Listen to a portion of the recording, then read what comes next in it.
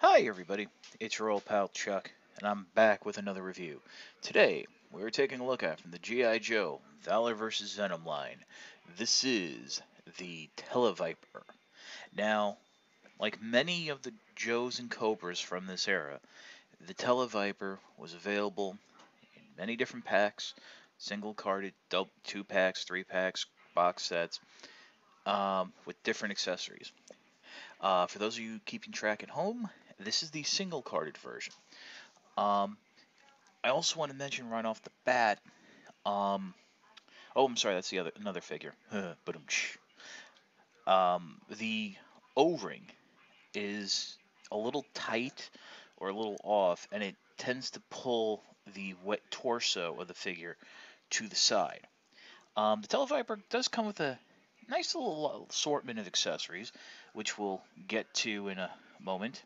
The C-gripped style hands can hold them quite nicely. There's even one that gets the Gary Gotso approved pre-lost warning, which is this itty bitty radio, which I'm barely able to hold in my hand. But again, like I said, we'll get into those a little bit later.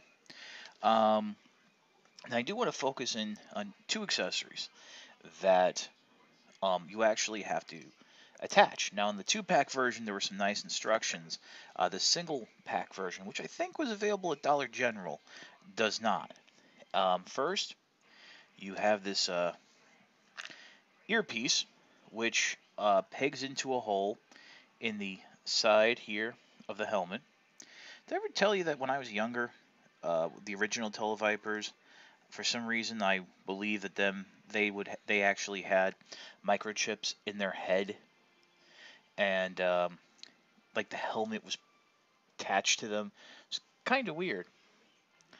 Um, but anyway, removing the second accessory, which is the shoulder pad, gives us a good look at the uniform. This nice navy-ish royal blue with a touch of lavender. This cobra purple um, vest and molded web gear. This was before they started. Well, not before, but this is when they were just introducing removable web gear. Some figures had it, some figures didn't, and that basically continues down the figure's body. Now, the next bit of an accessory is this, well, I guess you can say it was a Wi-Fi harness of some sort. Uh, before, I guess Cobra was your internet service provider.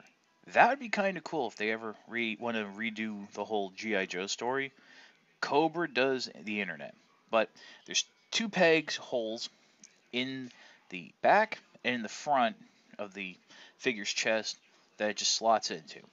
And just so you're sure, the wider part goes into the front, and it sits on quite nicely. Doesn't affect articulation. You do have the universal shoulder, 90-degree bend at the elbow, bicep swivel, nothing in the wrist.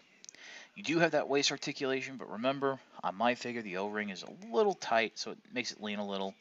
And you have ball-jointed hips with a single jointed knee that gives you roughly 90 degrees. The head is on a ball joint, but it's a little limited. I don't know if it's like the paint's a little stiff or uh, due to the collar, but it does rotate quite nicely. So we'll pause and we'll take a closer look at the other accessories the figure comes with. Okay, here's the accessories. First, this very nice backpack, which has a lot of technical details molded in, communications. Remember, these are not only communications specialists, but they are also the private bodyguards of high-ranking Cobra officials, which leads to our next bit of an accessory. This pump-action shotgun, tactical shotgun, with a short stock. Basically, this is, to defend against Joes while calling in for backup and, laying cover fire. This model has gotten some use over the years in various figures and various lines. Next, you have this great silenced pistol. Nothing too special. kind of cool. It's interesting that they give him a silencer. Not too many people are aware of this, but silencers um, slow down the speed of a bullet. That's how they work in terms of silencing the sound.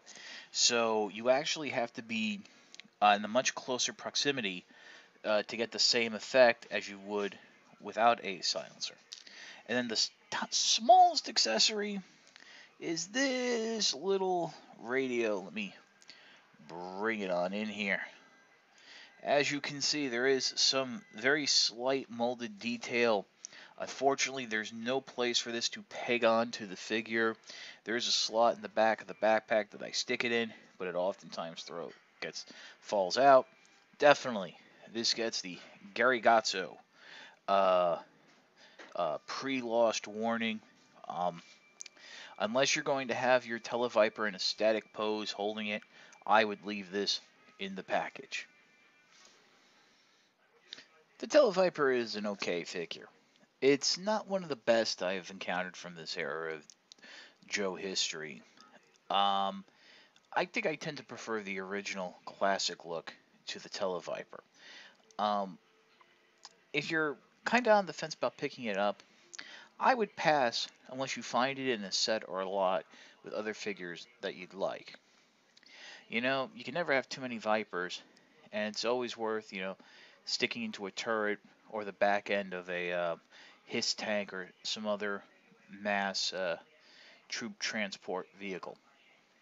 This is your old pal Chuck for the Tele-Viper. We'll see you next time.